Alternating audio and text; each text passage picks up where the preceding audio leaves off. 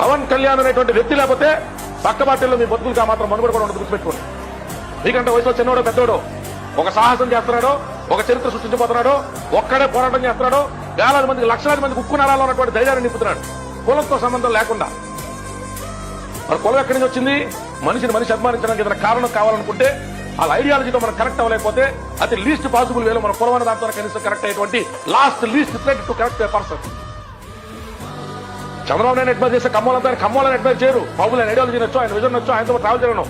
అలాగే రాజశేఖర రెడ్డి అనేటువంటి వ్యక్తిలో, జగన్మోహన్ రెడ్డి వ్యక్తితో ఇష్టమైనటువంటి రెడ్లందరూ కూడా ఓన్లీ రెడ్డి ఫీలింగ్తో ఇష్టపడతారు అనుకుంటా. అది problem that fight the last thread. కానీ మీతో ఏ థ్రెడ్తో కూడా మీతో మాకు కరెక్ట్ వద్దనుకున్నాను, మీతో దరిద్రం వద్దన్నాను.